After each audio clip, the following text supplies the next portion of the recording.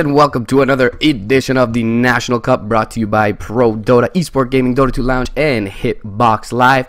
We've got the US of A up against Greece today, and I am Morris, please, your resident Canadian Dota 2 caster. With me is the Llama Down Under, and we are your English coverage. Llama, you got any prediction on this matchup? No, but I am loving seeing the Broodmother first band. These teams are even right now in the standings. They're both at one loss, one tie.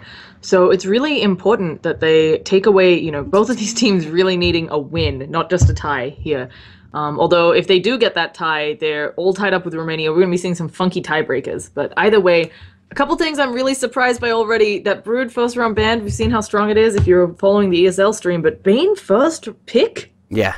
What? Yeah, this is something that's become a little bit more popular, with Secret picking it up pretty often for Pylai Dai.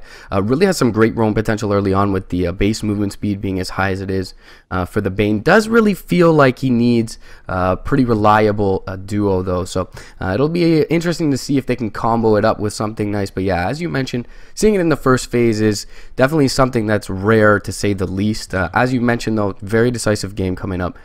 Winner of this will actually take second place in the group, period. If they tie the series up, of course, it's going to be a three-way tie for that coveted second place, because second place goes right through to the winner's bracket of that double elim playoffs, whereas third will be fighting it out for the loser's bracket. The other thing that I worry about whenever we see teams picking up the Bane in the first round is Bane does have a lot of lockdown, but you can pick your lineup such that Bane is less effective. And so already with the Night Stalker and stuff like Queen is a bit, Bane's one of those heroes that responds well to a Queen, and that Queen blinks in, Bane can immediately use that Fiend's Grip or Nightmare. But if Queen can get her Orchid up quickly, which generally a Queen can, she has lots of ways of disabling the Bane, and Night Stalker, of course, has a number of silences and mini stuns, right? So that guy, Bane already looking a little rough here. Yeah, and definitely much less worried is this lineup about the defensive nightmares than most would be. A lot of magic damage and small nukes to be able to break that up. So yeah, Bane, it's kind of already dealt with in a sense, but still strong roaming support. Speaking of which, Night Stalker can play much the same role in that sense if he is relegated to that 4 position. At this point, probably would expect him to be in the off lane if you take into account recent times, but certainly could be put up in that 4 role. Darkseer banned to come out in the first phase, no surprise there. Most banned and picked up hero thus far in 685. As you mentioned, the Broodmother, a little bit interesting, but nice to see. Certainly a bit of a menace across the map. He's shown to be, and definitely a hero that can still fight once he gets up some of those Vlad's BKB type team fight items. So serious presence across the map going to be eliminated. BSJ's team going to ban out the Phantom Lancer, interestingly enough. And after that first phase, just banning out some strong heroes, we'll see if Greece actually opts to direct their bans towards BSJ, who, despite being a talented player, is widely considered to have somewhat of a limited hero pool. Yeah, it's really interesting to see that USA team has banned out both the Ember Spirit and the Phantom Lancer. Ember is certainly a strong hero, but it's one of those things where you can sometimes... Well, it feels like banning out both the Ember and the Phantom Lancer, you've already got a very clear plan of what you want to do. So either way, we get a Slock ban out, and I think that is one of Banana Slam Jammer's heroes. So we are seeing some of these more targeted bans, and the Gyro, who, while he did receive a little bit of a nerf, but we've seen him still be completely viable and still that very aggressive early game hero. Yeah, definitely a lot of potency early on, and it seems like that is kind of the theme thus far of the draft of the United States side. Undying Bane, already a hero duo that wants to really get in your face during that early game. So banning out the Gyro, banning out the PL, who has a survival mechanism in that doppelganger early game, certainly indicative of the theme of their draft thus far. Speaking of early aggression, though, Night Stalker already came out for the Radiant side, and now they're going to pair that up with a Tusk. I mean, if for nothing else, this is a dual offlane combo that is really nothing to scoff at. Yeah, it's suddenly something where they haven't revealed what their hard carry is yet for the USA lineup, but Night Stalker Tusk means that your safe lane farmer is going to have a rough time unless they make some mistakes on this Greece team. Just Night Stalker and Tusk both very tanky, and Night Stalker has ridiculous armor. But at the same time, they've got an Undying Bane, which can do the exact same thing to Greece's safe lane, where if you go the Enfeeble build, or just Enfeeble plus Decay, even just Brain Sap plus Decay, both safe lanes probably going to have a really rough time this game. Yeah, and the Dazzle pick is going to come out now for the US side, and that of course has some excellent synergy with the Undying, with the Tombstone, and is just a hero that has really been prioritized quite a bit lately, especially from some of the Eastern teams. We see this pretty much rear its head as first phase pickups more often than not. So good for the US to be able to get it this deep. And yeah, as you mentioned, they're going to be able to create pressure early game with quite a bit of sustain at their disposal as well, having that Soul Rip available on top of the Shadow Wave defensive sleep to be there in the odd case as well. So it's a strong opening, and as you mentioned, it really doesn't reveal the hand of the United States quite yet, whereas for the Greece side, it's a little bit more hard-coded in what they have to do. It's either going to be one of these Night Stalker or the Tusk, more than likely in that 4 role, unless they opt to put one in the safe lane, which definitely isn't the strongest in terms of scaling. Now this Disruptor pick is really interesting. All around, Disruptor's got a lot of good things that he brings to the table. I'm not quite sure what the Disruptor here is meant to counter. Normally you pick a Disruptor into either a clock or another, or an Ember, you know, someone who can blink in and initiate, that you need to either pull back or send away after they initiate. And so I'm really not quite sure why Disruptor over Witch Doctor, but maybe just the lineup they prefer. AM Windrunner band out, pretty standard. And this Jug pickup makes me think that maybe they might go for an early push lineup. They haven't revealed their mid yet on USA, but between, as you mentioned, there's Soul Rip, there's Shadow Wave, there's now the Healing Ward. You could maybe go for a Death Prophet, and you know, you have some fallback in late game on the Jug, but you can also rally pretty early. Yeah, and they definitely have the inclination to roam this perhaps Dazzle or the Bane towards the mid lane and secure a little bit more farm for that mid laner, perhaps if it's not the greatest matchup. So they could even go for something like a Dragon Knight in this position, the Death Prophet there as well, as you mentioned, who will probably fare even better in the lane. So certainly we'll see if the US end up going all in on this kind of 5-man strat at this point. It's going to be interesting to see how much traction BSJ can get under his heels on the Juggernaut. I haven't seen them play this too much in competitive, but another interesting pick going to come out on the opposite side with a Weaver, presumably in the 1 position over for the Radiant. What are your thoughts on Weaver and really how much he can get done in this metagame? For some reason I think Weaver's a woman just because she sounds very feminine to me, but Weaver did get a small buff in this last patch, and I'm gonna mess up the gender pronouns there, but we'll just bug person.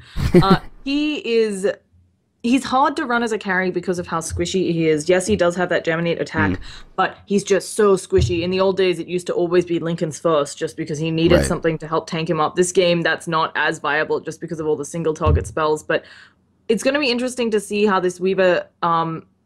usually we see the Deso with the introduction of Solar Crest. That's been a build as well where Weaver can maybe solo down people and pick them off. But again, it is going to be a hard lane to farm in against a Bane Undying. You are so squishy. Brain Sap is pure damage. Undying has decay. Like, it is going to be rough being a Weaver in that safe lane farming. They might even try to dodge the Undying lane just because of how much punishment you'll take.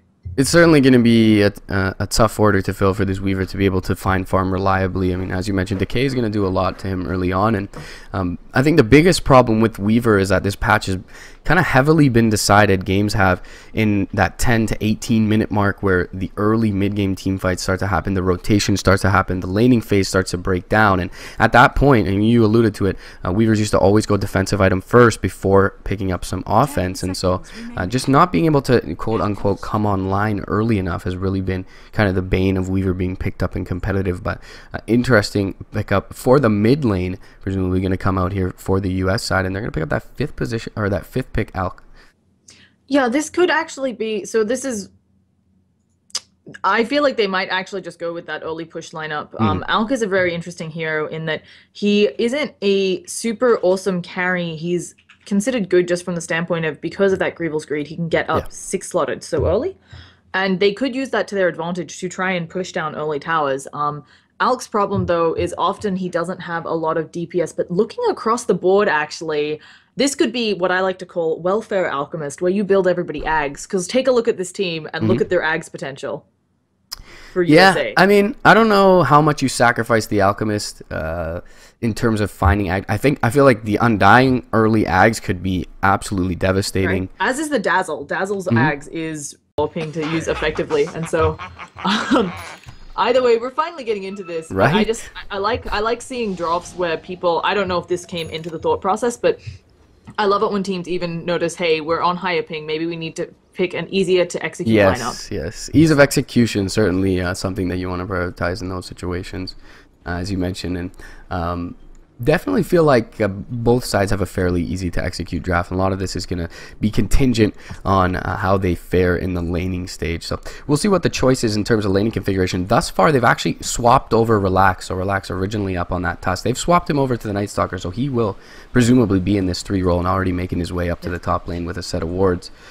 So Relax going to pick up that Night Stalker over on the Radiant side for Grease. Thug going to be towards that mid lane on the Queen of Pain. We're going to have Spartan, the captain, up on the 4 position Tusk, and we'll have the 5 Disruptor played by Ill. That'll finally leave Saucy over on that Weaver, also known as Sneaky, playing up the Weaver there. Yeah, we've got Banana Slam Jammer on that Juggernaut. We've got 4 grouped up near the bottom. So we've got Lorcan on the Undying, Slayer on that Alk, Hexen Jagged on Bane, and finally Frozen on that Dazzle. And I think, okay, I don't know what we just said, but I'm assuming good luck, have fun. There's gonna be, wow, he actually didn't pick up the Greevil's Greed. They're going for an early engagement. There is the kinetic field coming out, a big heal bomb, but dodging a lot of that with the snowball, but I'm pretty sure folks are gonna go down. This Tombstone too strong, even with the changes. And there's our first blood onto Tusk. The zombies are still following Disruptor. Quap is turning around to try and help him, but they might just be able to pick him off with the zombies, and the heal bomb gets it. Okay, a fantastic team fight for USA, and I just didn't expect it going out level 1. Yeah, they did extremely well, and were able to get the bounty rune on the Alchemist, despite, as you mentioned, not having the greed. So they still pick up a little bit of advantage for him, and 2 kills. So very nice start out of the gate for the US. And as we mentioned in the draft, for now at least, it will be a solo safe lane Weaver. And there will be a aggressive dual lane of the Bane Undying. So certainly they can look to stifle his farm a bit, but it looks like he will be accompanied by his supports relatively soon here. Over in the safe lane, it's going to be an interesting matchup. Relax's Night Stalker up against, for now, what is a solo safe Juggernaut for BSJ. He'll be accompanied by his Dazzle soon, though, and so he should be able to pretty reliably zone out this Night Stalker. Yeah, it's interesting that I'm used to seeing the Night Stalker run with a little bit of help, just because otherwise he can get zoned, but he does have good armor, so he might be okay here. You can see he took barely any damage from the Dazzle heal. Also just 1 person, but helps that he has 5 armor to start with, and Dazzle actually needing to back, so this means Night Stalker might be level 5 at the time of the first night if he can avoid dying. Yeah, Frozen needs to be a little bit careful about encroaching too close upon that Night Stalker. I mean, now with a huge amount of base regen, 2 HP per second on that Night Stalker, he can certainly look to trade pretty reliably. You mentioned good base armor early on as well, so he should fare decently in this lane unless they bring over the Bane as well. But for now, they've left Hex with Lokarn bot lane to try and stifle the farm of this Weaver. We'll see how effective they are at that. Nice 2-man decay by Lokarn. We'll keep him up pretty safe in lane, but for now, Saucy going to be able to farm just fine. Yeah, Weaver though, while is farming okay, definitely rocking this like 400 health because of these decays. Got down to 200 earlier, so has to be a little bit careful because you get a little bit low, and then that pure damage from Brain Sap comes out if maybe the Bane is level 3 and you're dead. In the meantime, Alk picks up a bounty. Yes, always exciting. When he pops it. Sorry, it's like ridiculous how much it gives you. Yes. Well, I mean the level 1 more so, right? Because as soon as level 1 is over, the bounty runes become a little bit less valuable until the game drags on a bit. So, but still, yeah, it's pretty incredible. I feel like, I don't know why Ice Frog wanted Alk to be picked up so badly, but I mean, after the last patch, it was kind of this niche pick, and now it's like you can't afford not to pick him up when the situation warrants. So definitely, Slayer already faring pretty well in that mid lane. Bot lane, the kinetic field not going to latch. Oh, and he does on the wayward side, though, and he's going to get glimpsed back. Hex going to be brought down here, presumably. We'll get the defensive sleep off, but will only delay the inevitable and go down. The Undying should have enough for a decay there with the stick, and he does. Lokarn going to find the return kill onto the Disruptor, and with 1,000 HP right now, with 5 stacks of decay, he's just going to walk right back in the lane and continue to right-click. Yeah, he's having a lot of fun. Just as we already mentioned, a lot of these heroes pretty squishy. It's a nice place to be an Undying, but again, while the Undying may be doing well, and I think the Alk is actually doing fantastically in mid, Quap is having a lot of trouble getting near the creep wave just because of that acid spray. Up top, Night Stalker is already level 4, so he is not getting knocked out of lane at all, and Banana Slam Jammer they pulled to, try and deny some experience from this Night Stalker, and it did not work. Banana Slam Jammer just took huge amounts of damage from the creep wave. So, Relax, just having a grand old time. Mhm. So, and he's actually going to take a poison touch, but he's probably just going to walk it off. He might actually be in a bit of trouble. 15 seconds before it's nighttime and he gets that speed boost. He's trying to walk away. The spin coming out though, and he is still slowed a little bit. He actually pops a salve. He's going to fall. So not going to hit level 5 before nighttime. Yeah, super costly death there, as you mentioned. He was just about to eclipse that nighttime mark and probably be able to run away. But early point in poison touch going to net them a kill there. Although he will respawn now with a TP in hand and first nighttime available, so he may make a rotation. Now Ice Shard's going to block out Hex. Bottom kinetic field will be there as well. Brainsap going to keep him alive, and the Tombstone going to back off Spartan, at least for the time being. They might actually get disrupted here though. So many zombies. No, they have the glimpse back. And these zombies, the Tombstone was oh goodness, they're actually still going, and he snowballs past them, trying to reposition their Weaver. Weaver needs to Sakuchi out, finally gets the Sakuchi off, and no more mana for, or even the cooldown for the blind decay, which would have, I think, gotten the Weaver. But that was a really strange team fight. Yeah, very drawn out, and Spartan having that haste rune allowed him to kind of stick around top lane.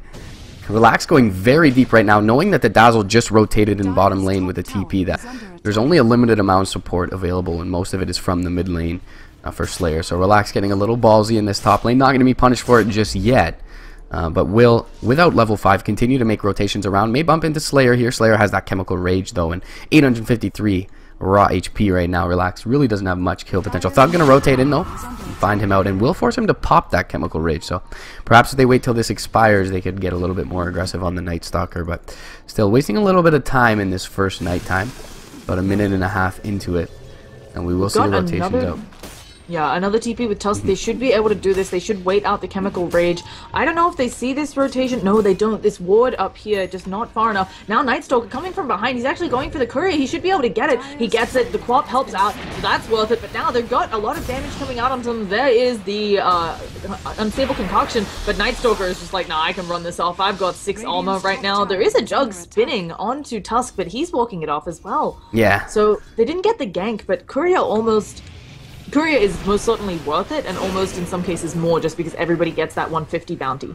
Aggression everywhere, yeah, across the map, and they're not able to catch Ill and Saucy, unfortunately, but a little odd to see BSJ of all heroes being the one to rotate mid there, and unfortunately they're not able to net a kill off. It's still a good start overall for the US, a 4-1 in the kill score, and the LH chart looking pretty good for their side as well. They just put Tusk down bottom, and they've nightmared him up, puts him in perfect position to get more than enough damage with that Decay and Brain Sap.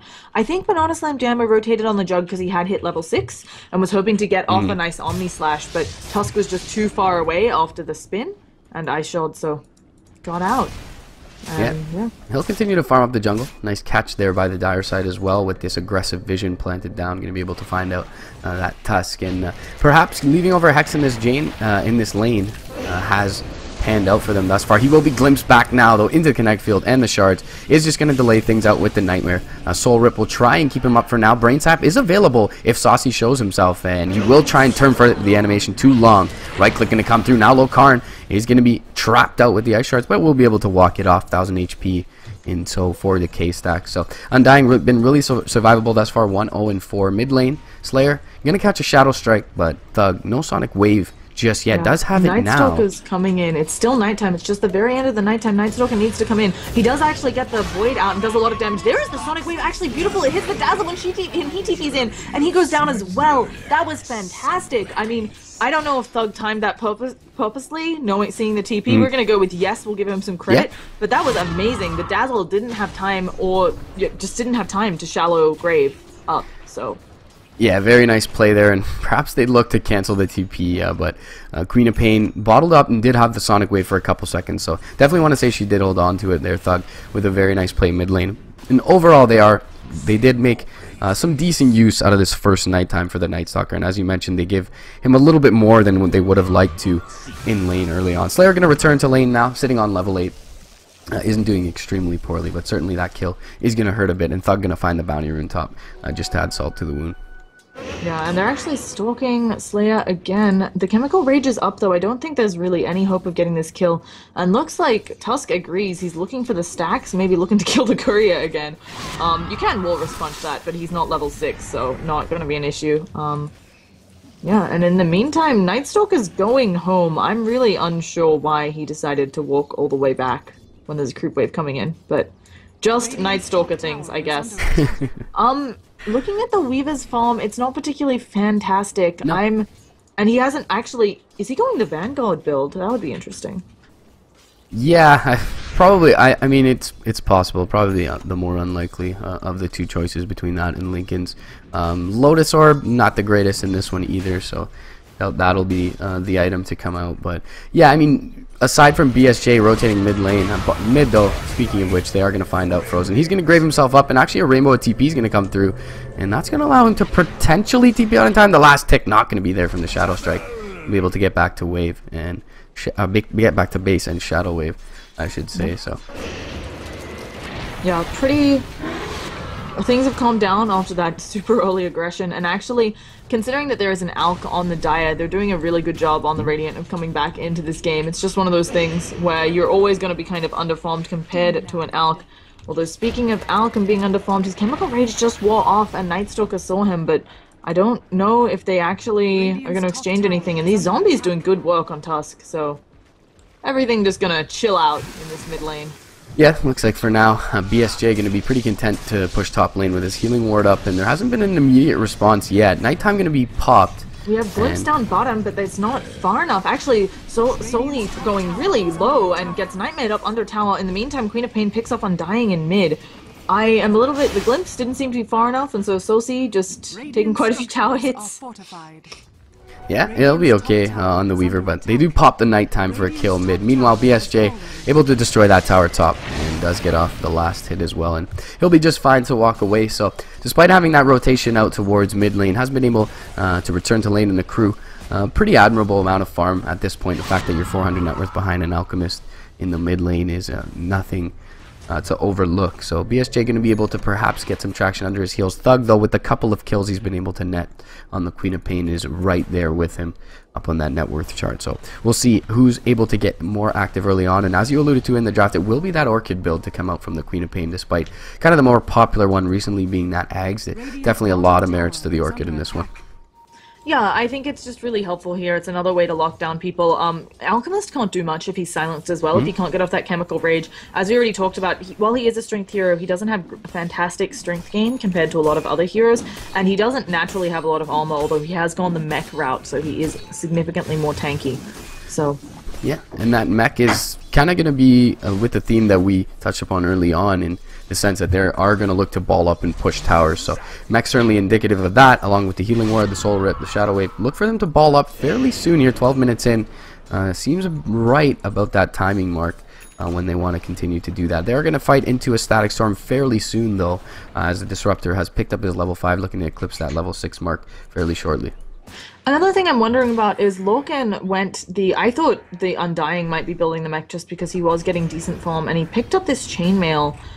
He could turn it into a Crimson God, yeah. I guess. We have a Snowball, and yeah, they pick up the Dazzle Lickety Split, and they're actually smoking up Roshan. I didn't expect this, kind of should have expected it. Looks like Alchemist is also going to go for a Medallion. I don't know if they see this Roche, they of course see the rune, but they don't have any ward vision in the pit.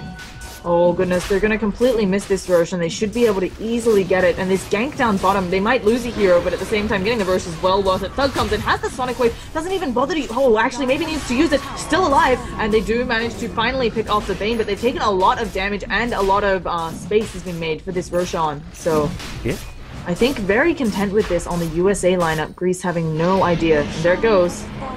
Yeah, they're only going to give up just the Bane there after the mid lane, which really had very little to do with the Roche. So, as you mentioned, I think it's more than a favorable trade for the US side. And still, Thug, though, with a lot of momentum on this Queen of Pain, that level 2 Sonic Wave is going to be doing a lot. Of course, going to be down for the next minute and a half or so. So, that's going to be the cue, having to use that to finish off the Bane, for everyone to ball up with the Aegis advantage, with the mechanism on the Dire side, and look to take out some towers here early on. Slayer currently by his lonesome in mid lane, but BSJ with his healing ward, as well as the Aegis in tow, is going to look to stand up as the battering ram in the front lines, and defensive weave going to be popped on too as well from Frozen, so they should be able to take this pretty much without contest. Meanwhile, Slayer has been found top lane, but a very wise TP out is going to keep him safe for now. He doesn't even get the mech off before doing so, but will be able to make it out, and BSJ able to find his second tower of the game, mentioned around that 15-minute mark. Want to see all these tier 1s down, and already The Dire are 2/3 of the way there,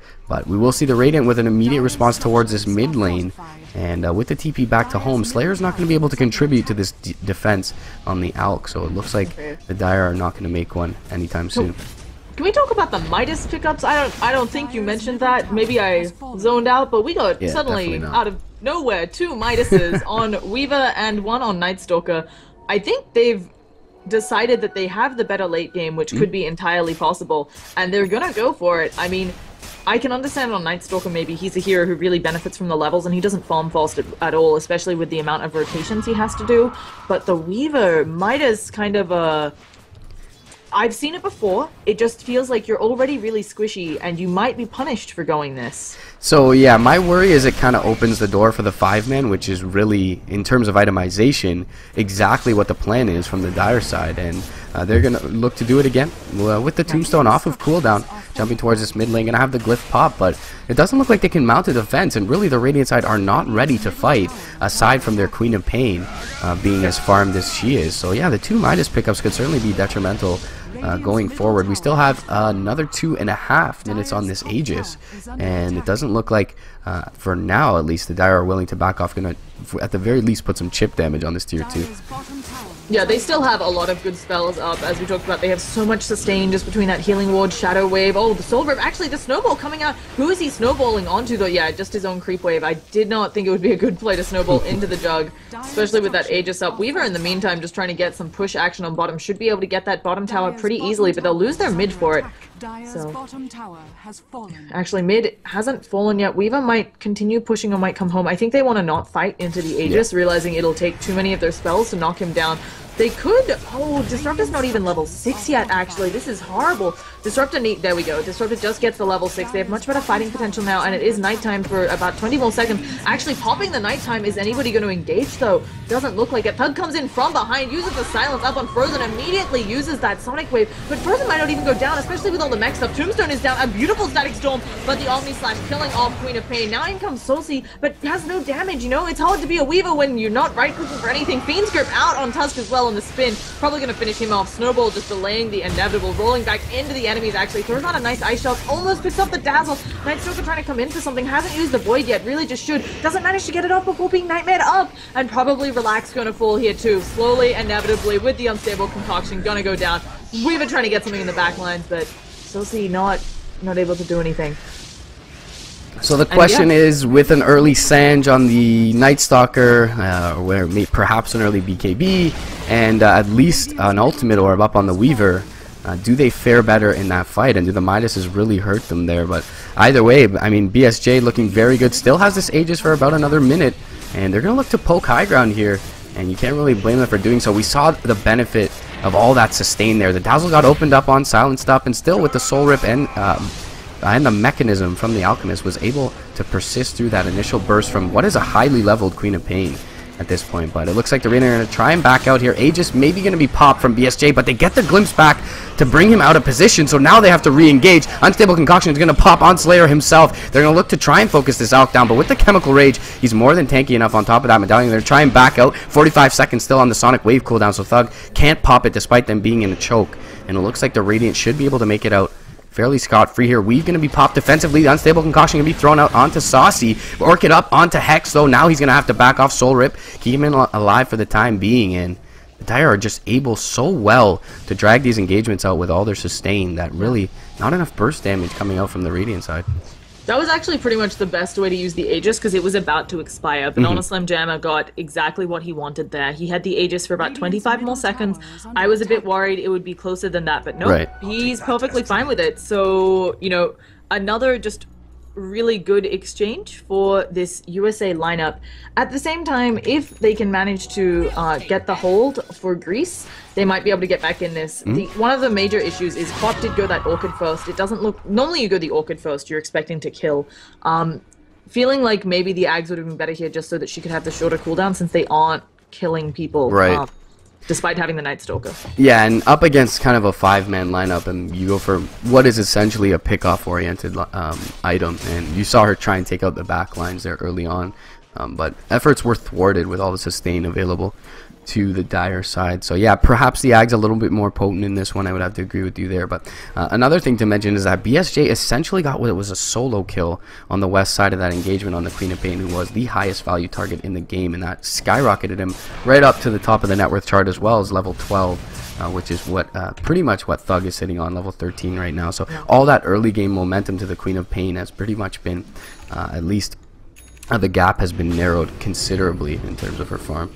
The other thing that's actually really amazing, this net worth graph, I expected it to be fading the Dire a lot more, and this is something that is somewhat worrisome. When you run one of those early push lineups, your net worth should be much further ahead of the enemy team, and they actually only have 1 tower advantage. Often when you're not super far ahead on the net worth, it means that you won't scale, and while we've already talked about it, Alk not a fantastic super late game hero, and Jug, while he has inbuilt crits, he's actually getting silenced up. I don't think Quap has enough damage, no. So just scaring away the Jug. I think that it's going to be interesting to see exactly how everybody scales. Quap can definitely, I think she needs Ags here, but after that she could certainly transition into one of those kiting Quaps, or even just something like the Shivas to help really damage the abilities of the Alk and the Jug.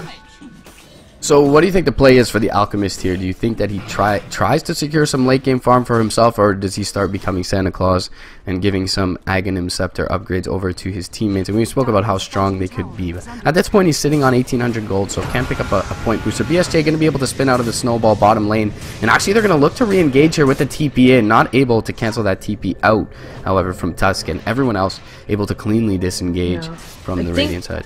You're very happy if you're Greece with that exchange just because you forced so many TPs. Like, it's a small thing, but it's a little bit of economy damage that you're always happy to do. So for this Alk, I'm of 2 minds. I still actually think that the Blink Abyssal Blade build is really fantastic, just because you are up against a Quap and a Weaver, and taking one of those 2 out of the fight immediately, you just win. Like, Weaver's actually not a big issue right now, so probably blinking on the Quap or the Disruptor would be the right thing. But that type of synergy, and you can farm it really fast as an Alk, both of those items, he could probably actually have them by the 30-minute mark just because of how Alk works. I would love to see. But I'm not sure. It looks like he's going the Santa Claus build. And that also will help them, you know, get one on Undying, get one on Dazzle. They're nowhere near those BKBs we talked about on this side of Greece. Right. So, I mean, I don't mind either decision. I certainly feel like an early Abyssal could be very impactful up against the Queen of Pain, but I think it would just help them siege. You could pick off the Quap, you go high ground. They don't actually have defenses against it. Either way, they're going to find Undying here. The silence comes out. Undying taking a lot of damage. He's going to fall. No way out with all of those silences. Alk is coming in with the Unstable Concoction, manages to make it hit 2. Now doing a lot of damage with that minus element, but dodging the Omni Slash with the Snowball, and the backtrack by the Weaver, meaning didn't take any damage. The Omni Slash completely missing. They're probably going to kill off the Tusk here anyway, and the heal bomb helps out. Alchemist getting the last hit there. Actually, he's got the Fiend Script on the Night Stalker. He's probably going to go down as well, taking so much damage with this minus armor. Quap on the backlines though, Sonic Wave use does manage to help the Weaver kill someone else. They could probably kill a Frozen as well, missing a lot of armor just because of those Weaver bugs. Can they kite around Banana Slam Jammer? I don't know. Thug now running away, should have a blink up, and does actually have the blink up, trying to wait it out. I'm not quite sure what Thug is trying to wait for here, but Slayer and Banana Slam Jammer are coming. Of course, Thug will be able to see the Unstable Concoction, and yeah, blinks away, gonna be fine, picking up a bounty room to fill up her bottle. But somehow an even trade, I really thought, actually a little bit in favor of, no, it was 3 for 3. We go long enough. Yeah, so pretty much a wash in terms of a fight, and there was an early advantage to Greece, picking off that Undying early on. I mean, we saw kind of the merit to the Orchid there, but it's really the first opening that the Dire have given them to find a pickoff. I mean, most often they've been at least in packs of 2, so no sustain was available to the Undying there, no mechanism, no Shadow Wave nearby, no Grave, so he does get picked off. But the fact that they were able to fight that well without their Undying is certainly concerning for the Radiant side. Of course, you would expect them to be a little bit stronger on the Dire at this point in the game, so perhaps waiting that late game phase out does favor the Radiant. But we have another gank coming out. Can they get it? Yeah, I'm pretty sure the Soulbone will kill off Dazzle, but actually rolling in on the Tusk for that. I think Tusk is going to pay with his life. A bit of an interesting choice there. Yeah, you forced... Yeah, I don't know. I think the Dazzle would have died to the Soulburn, but I'm not actually sure now that I think about it, because there is, of course, always Soul Rip, and I think the mech was used already, so not sure exactly how much damage it would do. Quap now, though, of course she has an invis when they're going for Roshan, Yeah, right? scouting is out, but without the Ags, no Sonic Wave. So, yeah, 4-man Scream would be nice. Maybe an Aegis Snatch here. Thug's going to get slammed up, though, and brought down. And the Omni Slash was there as well from BSJ for good measure. They'll give him the Aegis and a big kill on top of that. Wait, how did they see her? They had a sentry up on here. Oh my goodness, and she just got a little bit too close. Sentry on the high ground. Value. Yeah. 30 seconds till expiry on that vision as well. So. I can't even see. There we go. I was trying to see its range. She just walked in because I was like, how did they see you? It should have been that you weren't close enough, but no, she got caught. And wow, that's just really. I mean, the Quap got lucky getting the invis. And she got slammed from Roche as soon as she walked into range as well. So Roche knew that there was an extra unit there and slammed immediately. So already brought down to like 60% HP. So unfortunate for Thug. Could have been a big turning point. But either way, it's going to be brought down. Saucy will find the Dazzle once again on the back lines. So a little curious to see how Frozen wasn't able to get the Grave off there. But it will be the Lincoln Sphere build for Saucy. And he's just kind of trying to do, exactly what his hero's meant to do at this point. And force rotations back, continue to split push. And as you mentioned, yeah, being a pushing lineup, it is a little concerning for the Dire that the towers are roughly even at this point, only with the 1 tower advantage. But that does mean that there isn't tons of gold on the map to unlock for this Radiant side. Yeah. The other really interesting thing about the Weaver going the Lincolns, we already talked about this, but it just sacks your damage, right? It's the defensive item so that you can be in the team fights more, but you're not outputting much damage. Yeah, you've got Geminate attack, but you're doing, less than 150 per hit. So you're not exactly a Mac truck or anything. I'm interested to see how Weaver will itemize, but here comes the Jug. Does not have Omni Slash, gets silenced up, but he can run down. Night Stalker pops the Nighttime just in an attempt to get away. I don't know where he's going to run to. He actually needs to just TP out, I think. Jug no longer has the mini stun, I believe, on Omni Slash. So yeah, and it wasn't up anyway. It's an Aghanim Scepter Omni Slash. Not sure if we touched upon that, but he's been given the Synth Aghanim's upgrade there. So interesting for him to be the first selection as opposed to the Undying, but either way. I don't necessarily agree with it. I know it reduces the cooldown greatly, but I definitely thought they would get more utility out of someone like the Dazzle, who increases the radius and the minus armor, or the Undying, who could just be decaying up a storm. So even the Bane, although Bane wouldn't work as well just because they do have other ways of stopping the Bane's grip. So yeah, but yeah, it's a choice. And yeah, as we see, Jug gets to use the Omni Slash. He'll have it back up shortly. He's working on the Weaver, uses that time lapse to get away, and is probably just needs to leave. And yeah, does so. Also, Jug's build is pretty interesting. Monta, I'm wondering if he'll go the Basher route for an Abyssal Blade. I feel like it's very good. We already touched on how Out could pick one up and it would be fantastic, but it's by no means bad on Jug either. Just extra lockdown, meaning that you can force someone to stay there and fight you. Yeah, certainly so, and it looks like they are going to poke, at least for now, at high ground. Got their full lineup ready, and pretty much all their cooldowns available as well. Sonic Wave going to come through from Thug. That's an Aghanim's one, though, so he should have it back up fairly soon. BSJ, though, still with the Aegis in tow, is just going to look to bring down this tier 3. They are glyphed up. Unstable Concussion going to be thrown out. It's going to find Relax on the Night Stalker, and they're going to try and chase him down with a Jump Charge pop. But the Static Storm will be there onto 2 with the Kinetic Field. BSJ able to spin through it. Slayer, though, in a lot of trouble now, and has already popped his mech. Is going to look to back off. Chemical Rage now expiring. Soul Rip will keep him safe for now. Tombstone going to be brought down, though, and that'll probably sound the retreat here for the Radiant side. BSJ going to be earned up. Shard's going to catch on to 2. And Saucy going to try and come through here. Spin from BSJ. He's trying to bait out that Aegis usage. But no one biting as they did last time. And they will look to disengage cleanly. Shard's going to catch 2. BSJ trying to run back in. I feel like Nighttime Pop means you want to fight, and actually I think Night Stalker just popped it because he knows this push is coming back in. Banana Slam Jammer still having the Aegis, wants to go in. Slayer's rocking those front lines as well. He's now gotten himself a lot of armor. He's much more tanky. Bugs come out, they use the Sonic Wave, it's pretty nice, but Queen of Pain didn't have a Scream to follow it up, and it looks like it's not enough damage, so he needs to use that time lapse. Does manage to get out, but already the Disruptor is dead and the Tusk is dead. Slayer taking quite a bit of damage in here, but with that Chemical Raise barely tickling him as he regens it all up, and now there's another Acid Spray on the ground. Sosi taking a lot of damage just because of it. Quap has to blink away. Disruptor goes down for a second time. That's a dieback. Looks like they're getting this Rax for free. Banana Slam Jammer still has the Aegis. And yeah, they've easily gotten this Rax. And gets down to 10% HP, and all of a sudden he's at max HP again without the Aegis being popped. I mean, this lineup is just working wonders together, and I feel like it really comes back to the double Midas itemization from the Radiant side. They're just so not equipped to fight yet. And it really shows. They got BSJ down super low under the Orchid. He mantas off with 10% HP, gets his Omni Slash off, then gets healed up. And really, they have no answer thus far. You mentioned it too, the Chemical Rage keeping the Alchemist up. And beyond godlike is BSJ at this point. I mean, Hex is going to maybe get picked up. No, he gets an invisibility rune top lane. Relax. Unable to bring him down. They have a gem though on the Night Stalker. Yeah. He's finished up his Ags and gotten the gem. Now this is something that could change up the game. It gives you much better map vision. It allows you to de-ward all over the place. The problem is I do worry. Oh, actually, I love this. Night Stalker's picked up a nice little Quelling Blade to make sure he can de-ward. Because as a melee hero, sometimes you miss those hard-to-reach spots.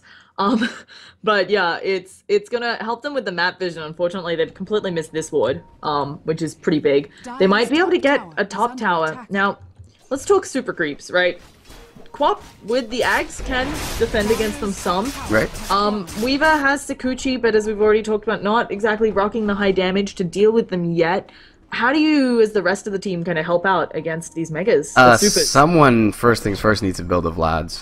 But maybe we have an engagement. They're trying to go in on the Jug. He's silenced up. He doesn't have the Monte. It's on cooldown for some reason. They're going to drop the Sonic Wave and the Static Storm. But Jug, he's being healed up with the mech, with the bloody Soul Rip, and now they might be able to get the Undying, but doesn't look like it. Banana Slam Jam are looking for that Omni Slash, and it's going to happen onto Disruptor. Ill going down, and what should have been a fantastic gank is just too much sustain from this USA lineup. And now Thug thinking about doing something, but I think she just needs to back all the way out. Gem going to be picked up from the Bane as well. So now really the map vision war of attrition will begin. And it feels like the tone is being set by the Dire side. I mean, even when they find a favorable jump onto BSJ with his Manta on cooldown, he still gets healed up, is able to turn the fight, and really not worried about saving his Omni Slash cooldown. As you mentioned, the cooldown pretty low on top of that Aghanim Scepter, and having the full Scotty now tanks him up just enough to survive through that burst. So, I mean, the Desolator does now come out for the Weaver, so that's going to ramp up their team fight potential quite a bit, but it feels like a little bit too little too late for this Weaver, despite even having that Midas to help him farm. Relax, though, alongside his Weaver. He's going to catch out Slayer bottom, but he's just going to heal up, TP out. He took no damage during that. I mean, there was some misses because of Solar Crest, but he was just healing so much, and with the mischance, it was reduced to 25% from 30%, but still ridiculous. Banana Slam Jam are going to be working on this top tower. Nothing that Spartan can do about it. He's actually got a Walrus Punch up. This may have been his demise. Not quite sure what the thought process was there. Jug trying to back out, trying to bring Spartan in deeper with him. Thug on the sidelines, another Static Storm, but Banana Slam Jam just walked out of it. They glimpse him back in. Where is the Sonic Wave? Even if they use it, I don't think it'll kill off anyone. The Healing Ward popping out. Banana Slam Jam is now just going to kill off Thug with the auto attacks. Doesn't even bother with the Omni Slash because of the nice pull from the Bane. And we see the Tombstone, the benefits of it being changed to number of attacks instead of damage. Weaver does have the Deso up, but it took what felt like years for it to go down. Yeah, I mean, the rework seems to make him weaker in the early game, but it certainly helps him scale a little bit. And yeah, I mean, Saucy, pretty much all he could do is on the sidelines bring that Tombstone down. And all the Dire, need to do at this point is focus down Thug, it seems, and all of the team fight potential is just lacking from the Radiant side. They're going to try and jump in. Manta and a couple right clicks, though, and the Tusk is going to be dropped with relative ease, and now the melee rack's going to go down very quickly. Sonic Wave through 3 from Thug, but the mech going to keep them healthy. The Shadow Wave will be there on top of it, and Thug, after buying back, getting very low just to the Manta illusions from BSJ. He's going to jump forward with the Omni Slash. He'll kill off the Weaver. Buyback time-lapse in from Saucy, and he's at half health. Rampage for BSJ, couple right clicks. GG call comes out. And the U.S. methodical play in this game one, really hitting their timing windows well, knowing exactly when they could jump in, when the night time was down, when the Sonic Wave was down, continuing to jump out, reset, heal up, re-engage, and really just working to the strengths of their lineup. Very well played and well drafted in game one. Yeah, that lost Omni Slash, he got ridiculous bounces, but I think it was over regardless of those